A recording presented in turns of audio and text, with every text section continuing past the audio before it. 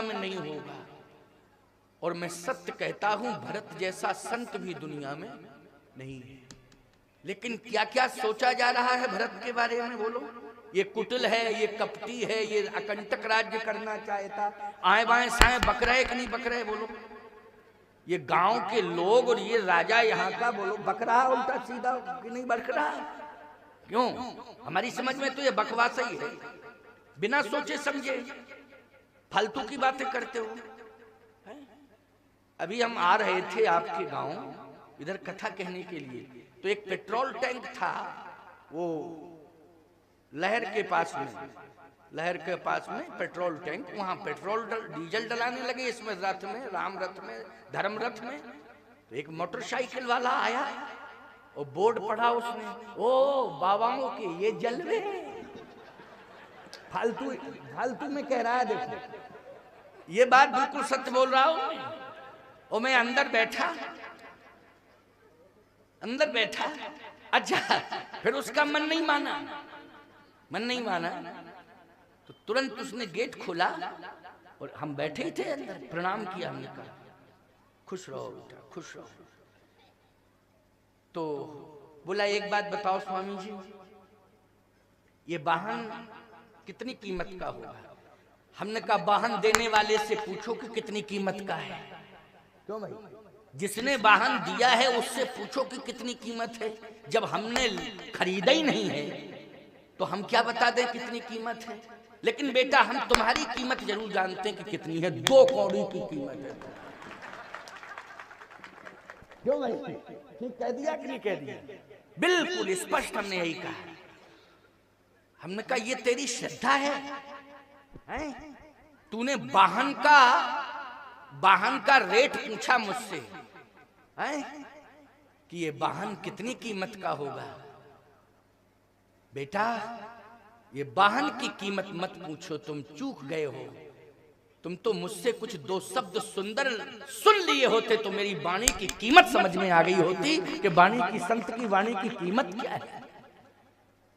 बोले नहीं, आपने अन्यथा ले लिया है।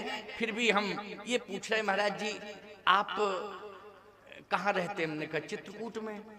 तो बोले आपके बाल बच्चे कितने हैं? हमने कहा बाल ही बाल हैं, बच्चे कौन हैं? और क्या कह रहे हैं, बोलो भाई। मूर्ख बेवकूफ लोगों से पाला पड़ जाता है तो क्या किया जाए, बोलो भाई।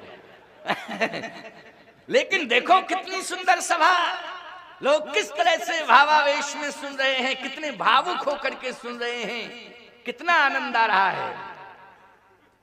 ये श्रृंगवेरपुर का राजा निर्णय लेने नहीं जा रहा, उचित निर्णय नहीं ले रहा है। पता नहीं क्या कह रहा है। कह रहा समर मरण पुनि सुर सरी तीरा, काज क्षण भंगु शरीरा।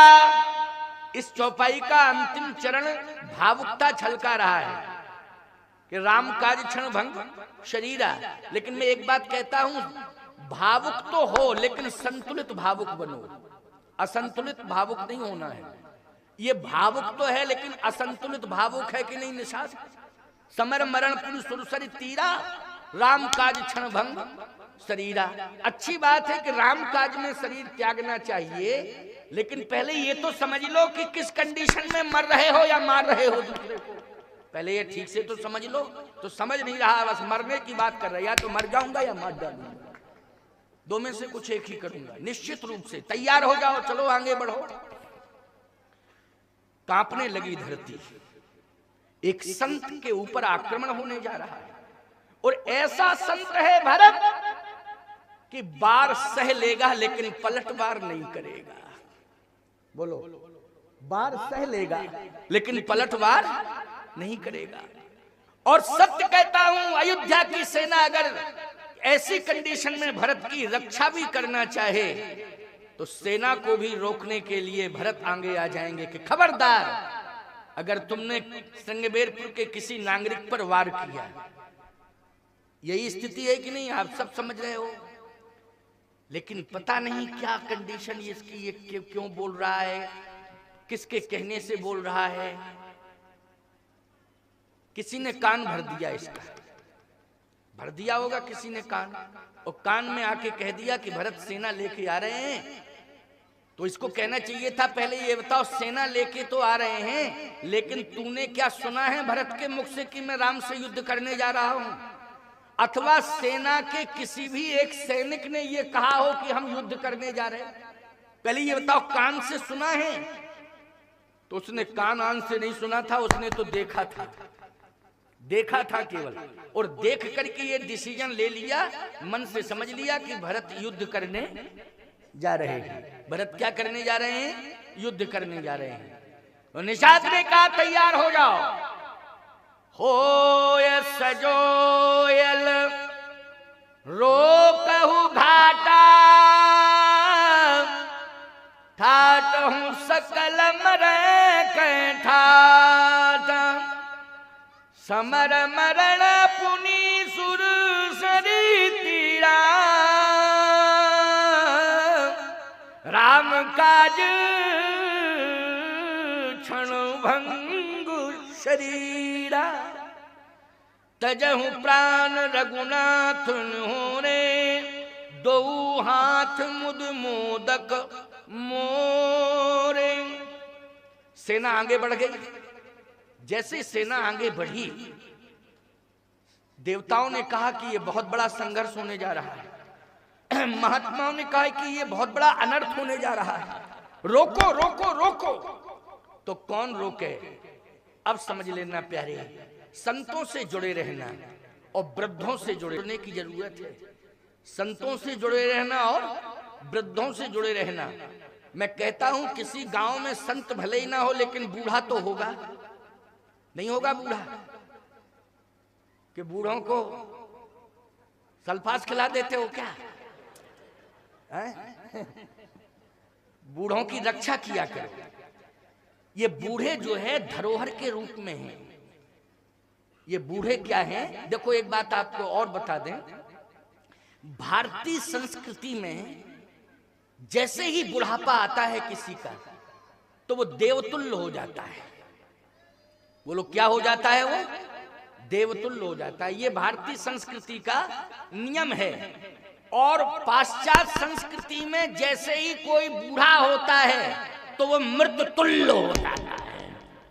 मृततुल्य कि ये मरा हुआ है और उसको जिंदा जीते जी ही घर से निकाल दिया जाता है। जिंदा जीते जी घर से निकाल दिया जाता है और किसी वृद्धाश्रम में, अनाथाश्रम, वृद्धाश्रम में, वहां उसको शिफ्ट कर दिया जाता। और वो कहते हैं कि इतवार को आऊंगा और चाय बिस्कुट लेके आऊंगा, तो बाकी व्यवस्था पूरी वहीं रहेगी, चिंता मत करना। खिलाते पिलाते बहुत अच्छा है। देखो हमारी बात को विदेशी भी सुन रहे होंगे तो खूब सुन लें। हम तो चैलेंज से इस बात को कह रहे हैं। ये बिल्कुल अवांछनीय तत्व समझा जाता है वहां वृद्धों को, लेकिन भारतीय संस्कृति में वृद्धों को पूजनीय माना जाता है।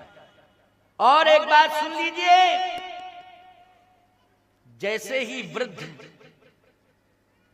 ही एक व्यक्ति वृद्धत्व को प्राप्त करे तो घर के लोगों की मानसिकता ये हो जानी चाहिए कि हमारे घर में एक देव स्थित हो गया। बूढ़े के रूप में कौन स्थित हो गया?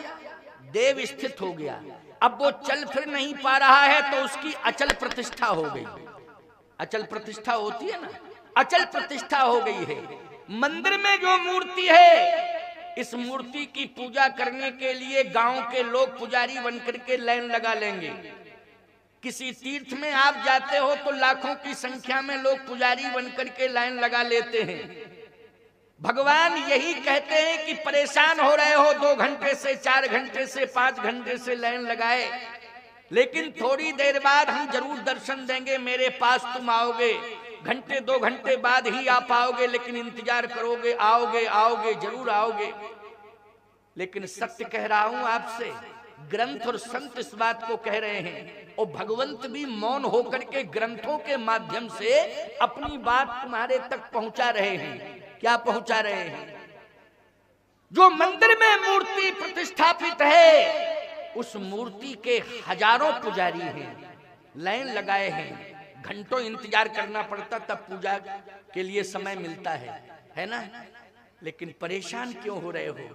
घर में जो बूढ़े माँ बाप हैं उनको भगवान मान करके और उनकी संतान स्वयं पुजारी बन करके उनकी पूजा करे तो तीर्थ में बैठा हुआ देवता का आशीर्वाद घर में ही पहुंच जाएगा। बोलो पहुंच जाएगा कि नहीं पहुंच जाएगा? क्योंकि मंदिर में भगवान बैठा हुआ कहता है कि मेरी पूजा करने वाले तो हजारों हैं, हजारों पुजारी हैं, लेकिन बूढ़े माँ बाप ने तो अपनी संतान को ही पुजारी माना है कि जब मैं बूढ़ा हो जाऊंगा तो मेरी सेवा शुश्रूषा मेरी संतान करेगी। बोलो यही आशा लगाई थी कि नहीं लगाई थी आशा? लेकिन तुमने आशा को निराशा में अगर बदल दिया है, तुमने आशा पर पानी फेर दिया है, तो मैं निश्चित रूप से ये कह सकता हूं कि इंतजार करो, तुम भी एक दिन बूढ़े होगे। जो व्यवहार तुम बुढ़ापे में माँ बाप के साथ कर रहे हो वही तुम्हारी संतान भी तुम्हारे साथ व्यवहार करेगी। थोड़ा इंतजार कर लो, थोड़ा इंतजार करने की जरूरत है। इसलिए संभल जाओ, सुधर जाओ। हमारी बात याद आएगी तुम्हें कि कोई महात्मा आया था, उसने प्रेरणा दी थी, उसने शिक्षा दी थी। आज जैसे ही सेना चली संघर्ष के लिए श्रृंगवेरपुर की, और भरत जी आ रहे हैं, भरत जी महाराज आ रहे हैं, अयोध्या वासी साथ में हैं, गुरु वशिष्ठ जी महाराज, माताएं, ये सब भरत जी के साथ हैं। जैसे ही आक्रमण करने के लिए सेना श्रृंगवेरपुर की बढ़ी, उसी समय एक बूढ़ा आ गया। कौन आ गया? बूढ़ा। उसने कहा रुको रुको, हमारी बात मानो, रुको। इतना संस्कार अच्छा था कि कम से कम बूढ़े ने रोका तो रुक गए। नहीं, आजकल बूढ़ा कहे नौजवानों से रुको तो नौजवान रुकता नहीं, वो कहता हटो। बीच में आ जाते हो रोकने के लिए। दिमाग खराब है तुम्हारा क्या? क्यों, यही कंडीशन है कि नहीं? हटो।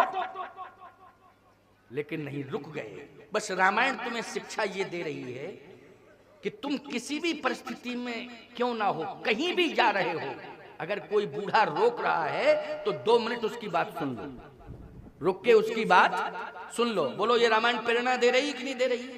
ये रामायण ही प्रेरणा दे रही है कि रुक जाओ, सुन लो। सुनना चाहिए, सुनना चाहिए, निश्चित रूप से सुनना चाहिए। बूढ़े ने कहा रुको। कहां जा रहे हैं? निषाद राज ने कहा युद्ध करने के लिए। किससे युद्ध करने के लिए जा रहे हैं? कहा भरत से। क्यों? इसलिए कि भरत राम जी से युद्ध करने जा रहे हैं, सेना साथ में लिए हैं।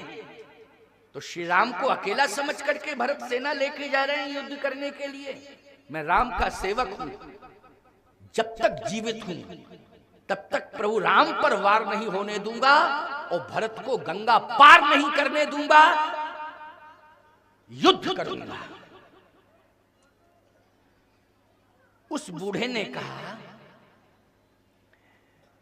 मुझे एक सगुन हुए, मुझे एक सगुन हुआ है और वो सगुन मैं तुम्हें सुना रहा हूं। क्या सगुन? देखो, बूढ़े की हर बात सगुन है, बूढ़े की हर बात सगुन है। सगुन का अर्थ है शुभ। सगुन का अर्थ क्या है? शुभ है। बूढ़े की हर बात सगुन है, शुभ है। लेकिन समझदार श्रोताओं, समझदार लोगों, जरा समझने की कोशिश करना। सगुन क्या है? लोग कहते हैं छींक हुई, ये सगुन है। भैया, छींक सगुन है, ये ठीक है, ये परंपरा चली आ रही है, इसका निर्वाह करो। समझ गए हो कि नहीं? अब बस इतना अंतर है कि दाई बाई छींक पर लोग विचार करते हैं। क्यों भाई? दाई छींक को सगुन शुभ मानते हो, बाई को शुभ और दाई को अशुभ। किसमें? पुरुष में। और महिला की है? हाँ, दाहिना अंग फड़के तो अशुभ है और बायां फड़के तो शुभ है। महिला के लिए शुभ है और पुरुष का दाहिना अंग फड़के तब ना शुभ। और छींक पुरुष को आए बाई, हाँ। अब सुन लो जरा, क्योंकि पूछ लेना चाहिए, नहीं हो सकता हम कुछ कह जाएं और कुछ हो, इसलिए तो समझदार लोगों के बीच में ही हम जाते हैं ज्यादातर। छींक हुई, का सुनिए, ये छींक सांसारिक सोच हो सकती है, ये सांसारिक सोच है, समझ गए हो कि नहीं? लेकिन धर्म कहता है, धर्म क्या कहता है कि बूढ़े की बात ही शुभ है। बूढ़े की बात क्या है? शुभ है। बोले बूढ़े एक कही सगुन विचारी, ओ भरत मिलियन हुई है रारी। बूढ़ कहता है कि मैं यही सुझाव दे रहा हूं कि युद्ध बाद में करना, पहले मिलना जरूरी है। अच्छा बोलो एक बात बताएं, संवाद पहले करना चाहिए कि विवाद पहले करना चाहिए? कोई समस्या आ जाए, यदि तुम भ्रमित हो रहे हो तो पहले संवाद होना चाहिए उसमें कि नहीं? और संवाद होने के बाद समस्या न सुलझे तब विवाद करना चाहिए कि पहले संवाद अंवाद तो करना नहीं, पहले विवाद, और जब फंस जाओ तब संवाद। अब बैठ के निपट लो आराम से, जब सब मिट गया तब निपट रहे हो। क्यों भाई? जब सभी मैट माट के तैयार हो गए अब निपटो। यही उल्टा हो रहा है कि नहीं हो रहा है? लेकिन वो बूढ़ा क्या कह रहा है? श्रृंगवेरपुर का बूढ़ा ये कह रहा है कि नहीं नहीं, रुको रुको रुको, विवाद पहले नहीं, पहले संवाद, और संवाद से यदि समस्या का समाधान ना हो तब विवाद, लेकिन पहले क्या होना चाहिए? संवाद। बूढ़े कह सगुन विचारी, ओ भरत मिलिए न हुई है रारी, भरत मिलिए न हुई है रारी। भरत से मिलना जरूरी है, भरत से बात करना जरूरी है, बातचीत होना चाहिए। यदि समस्या उलझ रही है तो फिर युद्ध कर लेना भैया, सुलझ जाएगी। अगर फिर क्या होता है क्या नहीं होता ये भविष्य बताएगा, लेकिन प्रथम दृष्टिया तो बातचीत करना है, संवाद करना है, संवाद। निषाद राज भगवान का सेवक है। जो भगवान का सेवक होता है वो अति भावुक होता है, और अति भावुकता में यदि संतुलन भगवान का सेवक बिगाड़ रहा है तो उस सेवक की विशेषता भी ये होती है कि वो दूसरों की बात मानता भी है। जो भगवान का सेवक होता है क्या करता है? दूसरों की बात मानता, खास तौर से वृद्धों की, अपने से बड़ों की। यही राम जी ने निषाद को सिखाया है, समझ गए हो कि नहीं?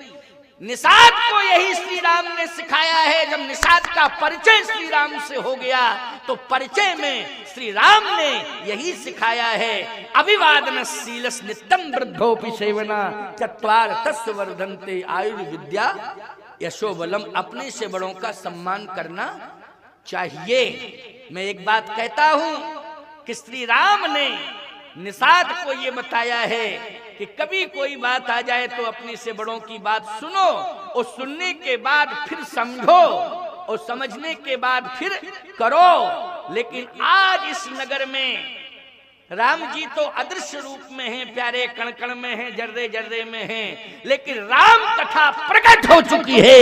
इसलिए राम कथा आपको आदेश दे रही है कि बूढ़ों का सम्मान करो। बूढ़े का सम्मान तुरंत रुक गया। निषाद सेना से कहा रुको रुको, हाँ क्या करना चाहिए? उस बूढ़े ने कहा राम ही भरत मनावन जाही। भरत जी राम जी को मनाने जा रहे हैं। ये मेरा सगुन कह रहा है, ये सगुन कह रहा है कि भरत जी राम जी को मनाने जा रहे हैं, रूठे राम को। अच्छा बोलो सगुन ये शुभ है कि अशुभ? जल्दी बोलो। शुभ है। और बोलो सत्य है कि नहीं? भरत जी मनाने ही तो जा रहे हैं। मनाने का प्रमाण क्या है? चलिए तो प्रमाण ले लीजिए। मनाने का प्रमाण क्या है कि मनाने जा रहे हैं आपन दारुण दीनता सबे कहो सिरनाए, वो देखे बिन रघुनाथ पद जिय की जरनी न जाए ये कैया की यही मन माही, प्रातः काल चली हूँ प्रभु पाही। यद्यपि मैं अनभल अपराधी, भई मोय कारण सकल उपाधि। अरे हो कि अनभल कीन न रामा, मैं शिशु सेवक यद्यपि बामा। यद्यपि जन्म कुमातु थे, मैं सठ सदा सदोष। ओ आपन जानी न त्यागी है मोह रघुवीर भरोस। बोलो प्रमाण मिल गया कि नहीं मिल गया? प्रमाण मिल गया कि नहीं मिल गया? प्रमाण तुम पे 5 मोर भल मानी, आय सुआसिस दे सुआनी। जही सुन बिनह मोह जन जानी, आवे बहुर राम रज धानी। आवे बहुर राम रजधानी, आवे बहुर। तो बोलो लौटाने के लिए जा रहे हैं कि नहीं? सिंहासन पे बिठा लूंगा प्रभु को और उनका अभिषेक करूंगा और मेरे प्रभु राजा बनेंगे। बोलो यही भावना लेके जा रहे हैं कि नहीं? यही भावना लेके जा रहे हैं। लेकिन ये अति भावुकता में संतुलन खो बैठा। लेकिन बूढ़े ने जैसे ही कहा कि रुको, भरत जी तो मनाने जा रहे हैं राम जी को, इसलिए ये सब हटाओ, सेना मेना सब, अस्त्र शस्त्र सब, पहले संवाद करो। संवाद। सेना खड़ी हो गई। अब निषाद कहता है देखो आप हो बूढ़े और हम हैं राजा। आप बूढ़े हो, हम राजा हैं, हमने आपकी बात मान ली, लेकिन राजा की भी बात माननी चाहिए थोड़ी बहुत की नहीं? नहीं, किस काम का राजा? जिसकी कोई बात ही ना माने वो राजा है? बोलो भाई, वो राजा नहीं है जिसकी कोई बात ना माने। हमारी भी बात सुन लो। हाँ हाँ हाँ, सुनाओ सुनाओ सुनाओ। देखो ये हो रहा है संवाद। ये एक बूढ़े का और राजा का क्या हो रहा है? संवाद हो रहा है। बस बूढ़ा गांव का ही है सिंगबेरपुर का, और राजा सिंगबेरपुर का गोहराज निषाद है। दोनों में संवाद हो रहा है। और संवाद क्या हो रहा है?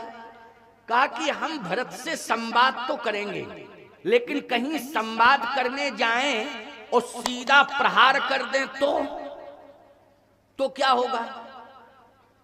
उस बूढ़े ने कहा अगर तुम्हें मेरी बात पर विश्वास नहीं हो रहा है और ऐसा भ्रम है कि कहीं हम संवाद करने जाएं और भरत जी की सेना अथवा भरत जी मेरे ऊपर वार कर दें, तो ये राजा का धर्म नहीं कहता है साम दाम और दंड विभेदा, नृपुर बसत नाथ का वेदा।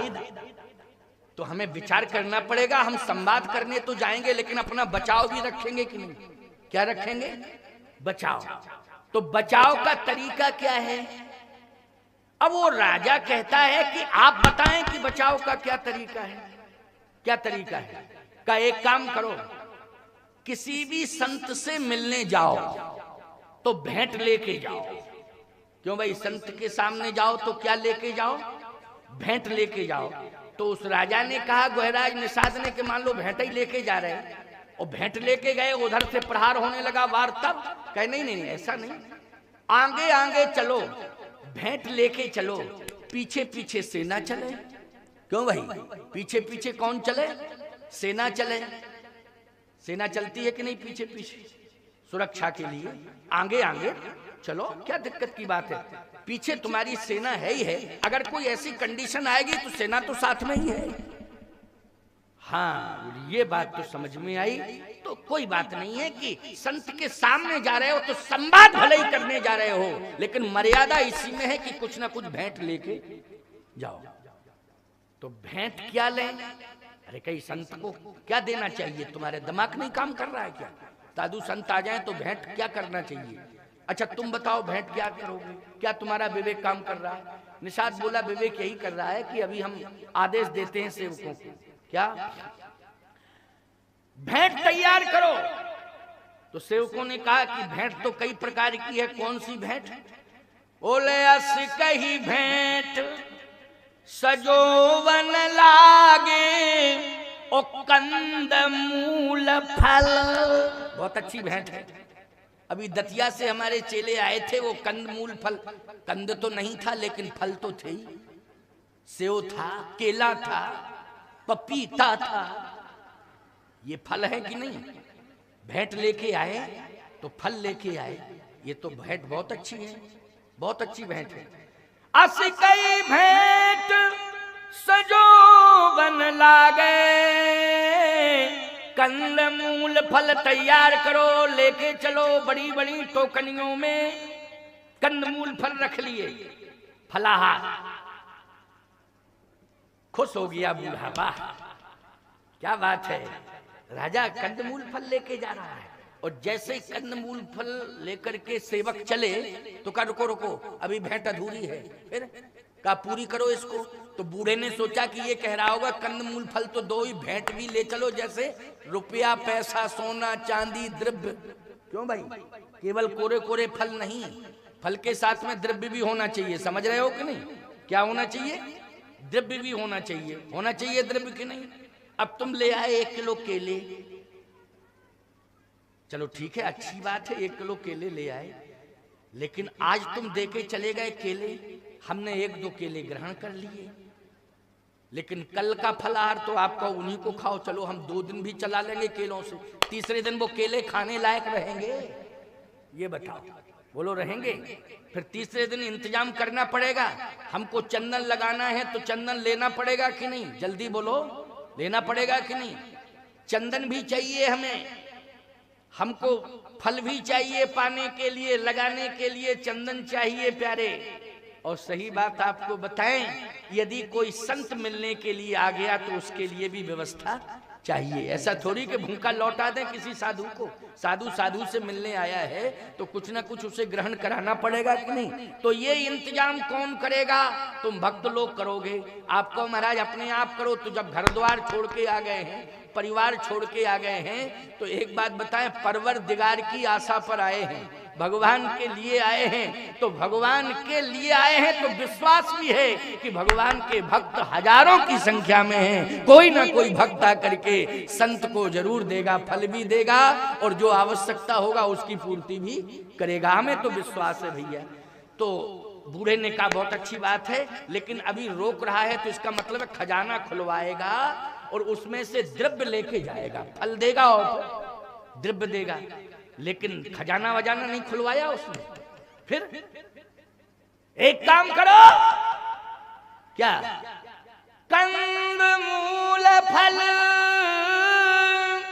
खग मृग मांगे।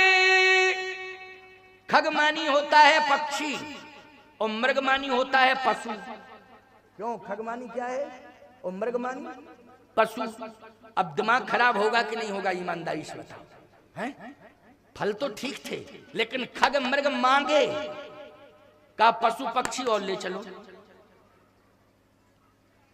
तुम हमारे पास फल लेके आओ, पपीता केला सेव संतरा, ठीक है, हैं? और पक्षी लेके चले आओ, कुकड़ू लो महाराज, ये आपके लिए। क्यों भाई? पक्षी क्यों? बोलो बोलो जल्दी, अच्छा होगा। हैं? पशु में किसी का कान पकड़ के ले आओ, लो महाराज। दिमाग खराब हो जाएगा कि नहीं हो जाएगा? यहां स्पष्ट लिखा हुआ है कंद मूल फल खग मृग मांगे। उस बूढ़े ने कहा कि ये खग मृग की क्या जरूरत है भैया? कंद मूल फल तो ठीक है, तुम क्या कर रहे हो? ये तमाशा, ये खग मृग क्यों ले जा रहे हो? कहा रुको रुको रुको, अभी संतुष्टि नहीं हुई है। फिर क्या?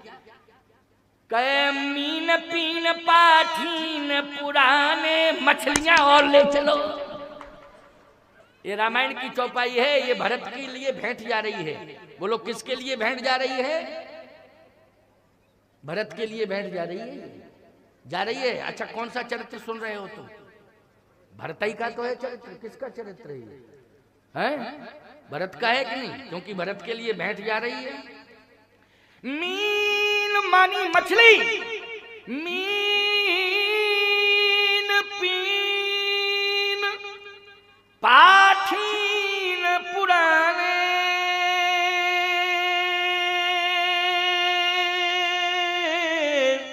ओ भर भर भार कहारन कहारों ने बड़ी बड़ी डलियों में, टोकनियों में मछलियां भर ली और चले। उस बूढ़े ने कहा कि और तमाशा कर दिया तुमने, ये मछलियां ले जाने की क्या जरूरत है, ये साधु को भेंट ले जा रहे हो। अरे और कोई होता साधारण बात अलग थी, भरत आ रहे हैं, भरत, ये भेंट किसको ले जा रहे हो? का भरत ही के लिए ले जा रहे हैं। भरत के लिए क्यों ले जा रहे हैं? वाह। निषाद ने कहा कि मैंने गंगा के किनारे सत्संग सुना है, और सत्संग सुनाने वाले कोई साधारण नहीं थे। सत्संग सुनाने वाले जीवाचार्य स्वयं श्री लक्ष्मण जी महाराज थे। बोलो, रात भर कहत राम गुण भाव सारा श्रृंगबेरपुर में, बोलो रात भर कथा किसने सुनाई निषाद को? लक्ष्मण जी ने सुनाई कि नहीं सुनाई? जल्दी बोलो। काऊ न को सुख दुख कर दाता, निजकृत कर्म भोग सब भ्राता से शुरू हुई कथा, और 4 बज गए सुबह के। और लक्ष्मण जी महाराज तो वैसे संकल्प ही लेके आए कि हम सोएंगे नहीं। निषाद भी नहीं सोया, वो तो रोया है रात भर। कोई रोया कि नहीं? निषाद रोया है। तेस्य राम साथरी सोए, वो पत्तों की सैया पे भगवान सो रहे थे। सो रहे थे कि नहीं? सीताराम जी तो पत्तों की सैया पे सो रहे थे, लेकिन निषाद राज रो रहा था। और जाग कौन रहे थे? लक्ष्मण जी। समझा कौन रहे थे? निषाद के विषाद को दूर कौन कर रहे थे? निषाद के विषाद को दूर कर रहे थे लक्ष्मण जी। तो ये लक्ष्मण जी का कथा सुनाना ही तो है कि उसका विषाद दूर हुआ। निषाद का सत्संग से विषाद दूर होता है कि नहीं? तो याद रखना, वक्ता की भूमिका में लक्ष्मण जी थे और श्रोता की भूमिका में गोहराज निषाद था। लेकिन आज आप विचार करना, सत्संग में क्या सुना? बूढ़ा पूछ रहा है कि तुमने सत्संग में क्या सुना? तो निषाद ने कहा यही सुना कि प्रत्येक मानव के जीवन में प्रवृत्तियां होती हैं, और एक न एक प्रवृत्ति से वो प्रभावित होता है। और प्रवृत्तियां 3 होती हैं। प्रवृत्तियां कितनी होती हैं? 3 होती हैं। और प्रत्येक मानव कोई एक प्रवृत्ति से विशेष प्रभावित होता है। बोलो, होता है। और उसी प्रवृत्ति के अनुसार वो डिसीजन लेता है। बोलो, लेता है कि नहीं? जिसकी जैसी प्रवृत्ति होती है वैसे ही डिसीजन लेता है कि नहीं मनुष्य लेता? बोलो भाई, प्रवृत्ति के अनुसार।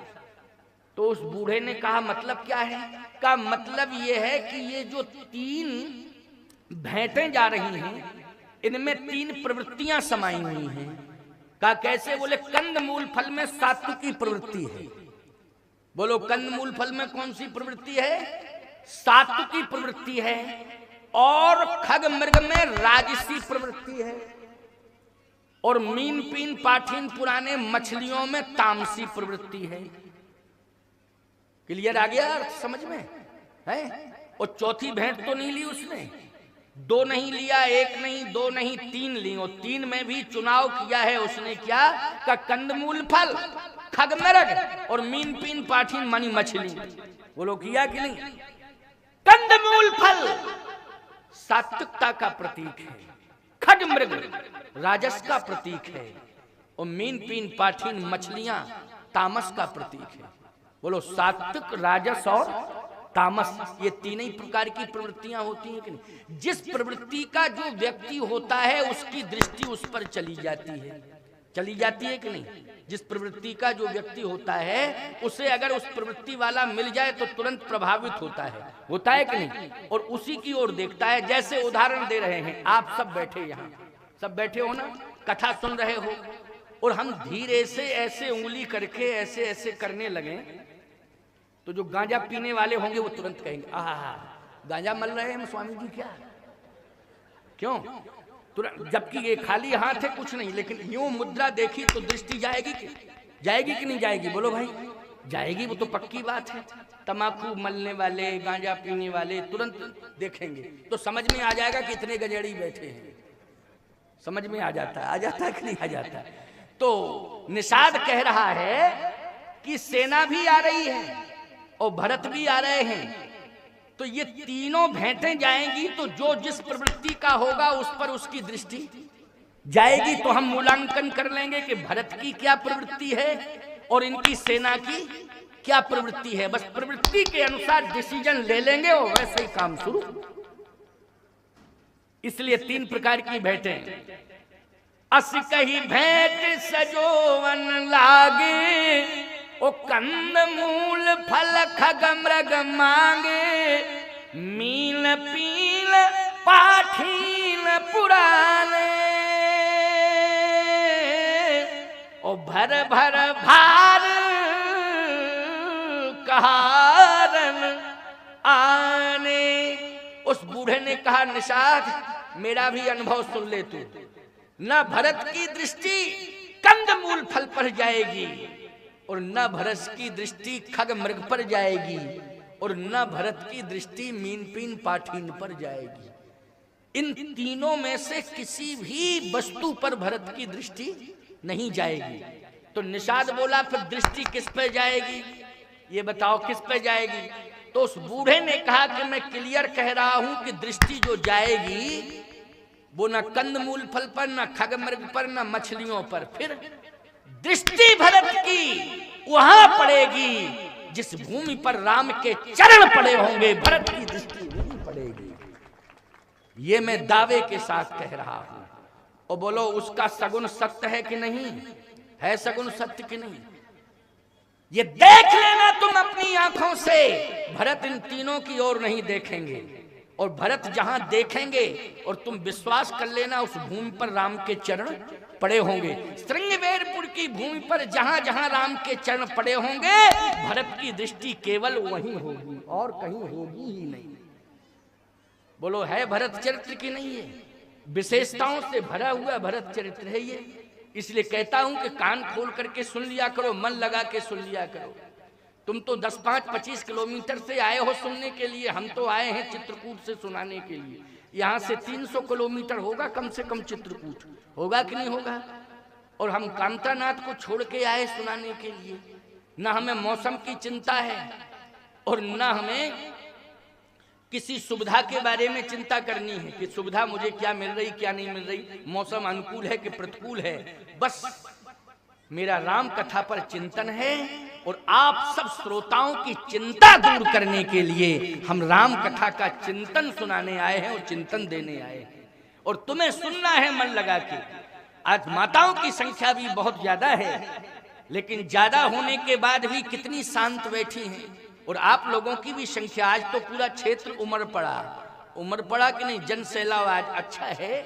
इस कोरोना महामारी में भी जहां सोशल डिस्टेंसिंग की परंपरा है, वहां आप हनुमान जी के विश्वास पर, बोलो भाई बैठे हो कि नहीं, नासे रोग हरे सब पीड़ा, जपत निरंतर हनुमत बीड़ा। हनुमान जी ने आरोग्यता प्रदान की है आप सबको, इसलिए चिंता करने की कोई आवश्यकता नहीं है, क्योंकि हनुमान जी से बड़ा वैद्य दुनिया में कोई है दूसरा? बता दो जरा, हो तो बताओ। हनुमान जी से बड़ा वैद्य नहीं। उस काल का सबसे बड़ा वैद्य था सुखैन था ना, सबसे बड़ा वैद्य था, लेकिन उसने भी हथियार डाल दिए।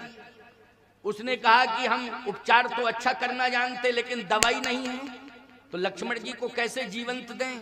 तो कहा दवा कहाँ है? बोले दवा ऐसी जगह है कि हमारा खानदान नहीं पहुंच सकता वहां, हमारी तो औकात ही क्या है, हमारा खानदान नहीं पहुंच सकता ऐसी। और फिर समय का फाउंडेशन है इसमें, बोलो है ना समय का फाउंडेशन। अगर समय से नहीं आती है तब भी वो बूटी अगर समय के निकलने के बाद आती तब भी उसका प्रभाव नहीं रहेगा, निष्क्रिय रहेगी।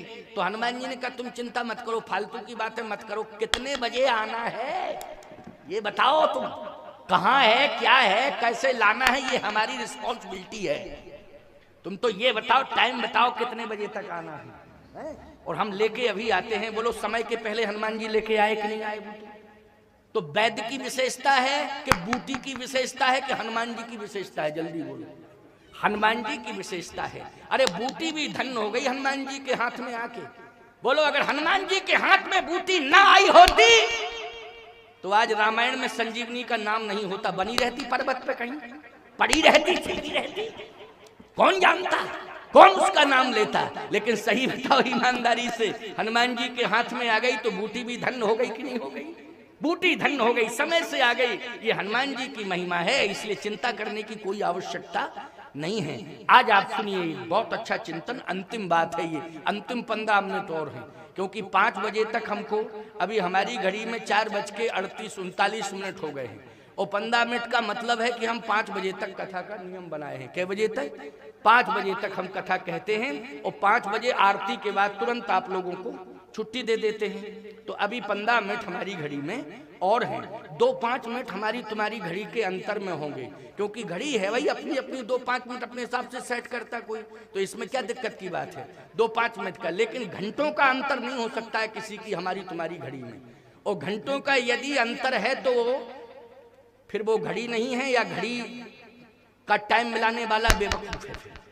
क्यों भाई? अगर घंटों का अंतर है, जैसे हमने आपसे पूछा, आपने घड़ी देखी तो 2-4 मिनट का अंतर है। एक और बैठा था एक जगह कथा में, बोला महाराज जी कितना बज रहा? हमने कहा 4:45। बोले 4:45 बज रहा है?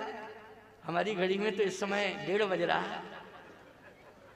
तो हमने कहा 1:30 बज रहा है तुम्हारी घड़ी में? 1:30 रेडियो से मिली? ना। टीवी से? बोले ना। तो रेलवे स्टेशन से? बोले ना। फिर किससे मिली? बोले ससुराल से मिली। हमने कहा जिनकी घड़ियां ससुराल से मिली होंगी उनके टाइम के बारे में कोई गारंटी नहीं है। क्यों भाई? क्या टाइम से पूछें, उसमें क्या देखें? तो आओ सुनो, अंतिम बात है, हमारी तुम्हारी घड़ी 2-1 मिनट का अंतर है, लेकिन अंतिम 15 मिनट है, बस इसका निर्णय हो जाए। निर्णय क्या? निर्णय कि भेंट लेके जा रहे हैं। कौन जा रहे हैं भेंट लेके? निषाद राज जी जा रहे हैं, साथ में पूरा श्रृंगबेरपुर का समाज है, और भरत जी उधर से आ रहे हैं। पूरी सेना भरत जी के साथ है, पूरा समाज भरत जी के साथ है, लेकिन सेना समाज सबके मन में समर्पण है। क्या है? समर्पण है कि प्रभु राम के चरणारविंद मिल जाए, देखे बिन रघुनाथ पद जिए की जननी ना जाए। भगवान के चरणारविंदों में समर्पण करना है। तो जैसे ही निषाद राज तीनों सामान, तीनों वस्तुएं लेकर पहुंचे, तीनों के तीनों भेंट लेकर के पहुंचे, तो पहुंचते ही देख क्या रहे हैं? भरत जी महाराज की आंखों में आंसू आ रहे हैं। क्या आ रहे हैं? आंसू आ रहे हैं। निषाद राज ने कहा कि ये तो देख ही नहीं रहे हैं, लेकिन प्यारे थोड़ी ही देर में हुआ क्या? भरत जी ने अपनी भुजा को नीचे किया, और जो रज थी रामचरण जहां पड़े थे वो रज उठा ली, और उठा करके निषाद देख रहा है। बूढ़े ने क्या कहा था? भरत की दृष्टि इन तीनों पर नहीं जाएगी, भरत की दृष्टि किस पर जाएगी? जहां राम के चरण पड़े होंगे उसी स्थल पर जाएगी। तो निषाद ने जैसे ही देखा तो वास्तव में भरत कर क्या रहे थे? श्रृंगबेरपुर की जिस भूमि पर प्रभु के चरण पड़े थे, बस भरत जी महाराज उसी भूमि की मिट्टी उठा रहे थे। कर क्या रहे थे? बोले सिर रज धरहियन लावही, और रघुबर मिलन सरस सुख पावही। भरत जी महाराज ने उस रज को उठाया, मस्तक से लगाया, नेत्रों में लगाया, और अनुभूति कर रहे हैं कि ये प्रभु चरणार विंदों की रज है। भरत तेरा जीवन धन्य हो गया, अब ये रज ही नेत्रों में लग गई है, और रामचरण की रज ही। भरत तुझे आज श्रृंगबेरपुर में बहुत बड़ी उपलब्धि हुई। निषाद कानों से सुन रहा है, निषाद कानों से सुन रहा है कि भरत जी कह रहे हैं रज उठा के कि भरत अब तू विश्वास कर ले, धन्य है ये श्रृंगबेरपुर की भूमि जहां रामचरण रज भरत को मिल गई है। भरत ने नेत्रों में लगा लिया है, क्योंकि भरत के नेत्र राम के चरण तक नहीं पहुंच सकते थे, लेकिन रामचरण रज अब नेत्रों में लग गई है। अब यही पहुंचाएंगे जहां राम के चरण हैं, अब तुझे रामचरण जरूर मिल जाएंगे। भरत जी ऐसा सोच रहे थे, आंखों में आंसू थे। उसी समय निषाद राज साष्टांग गिर गया, गिर गया सीधा। अच्छा एक बात बताओ, संघर्ष समर्पण में बदल गया कि नहीं? किसमें बदला संघर्ष? समर्पण में। बोलो गांव गांव को यही चाहिए कि नहीं, संघर्ष किसमें बदल जाए? समर्पण में बदल जाए। और बोलो संघर्ष अगर समर्पण में बदला है तो किसके सुझाव से बदला? इसमें बूढ़े की महिमा है कि नहीं? जल्दी बोलो। अब बूढ़े कितने कीमती हैं? ठंडी में बचा के रखो बूढ़ों को। ये संपत्ति चली जाए लेकिन बूढ़े अगर चले गए तो फिर आने वाले नहीं है और तुम्हारा दिमाग काम नहीं करेगा प्यारे। इसलिए बूढ़ों को बहुत संभाल के रखना। बूढ़े गर्दन हिला रहे, बहुत अच्छा हुआ स्वामी जी आए, कम से कम हमारे फेवर की बात तो की। जितने बूढ़े हैं सब खुश हो रहे हैं कि वाह बहुत अच्छी, हमारी सुनता कौन था है। लेकिन अब जगत गुरु बोल रहे हैं तो सब नौजवान सुन रहे हैं और सुनने के बाद हमारी कम से कम बात तो कही गई। अब सुन लो और अच्छी बात बतावे। समर्पण करत दंडवत देखतहि। वशिष्ठ जी ने कहा कि भरत देखो देखो सामने कोई पड़ा है, देखो सामने कोई पड़ा है। भरत जी ने कहा कि गुरुदेव क्षमा करना, या तो श्री राम के चरण जहां पड़े हैं वहां भरत देखेगा, अथवा जो राम से जुड़ा होगा उसे भरत देखेगा। जो राम से जुड़ा होगा उसे भरत देखेगा, अथवा जहां राम के चरण पड़े होंगे भरत वहां देखेगा। तीसरा स्थान कहीं कोई नहीं है देखने के लायक, भरत के लिए तो नहीं है। इसलिए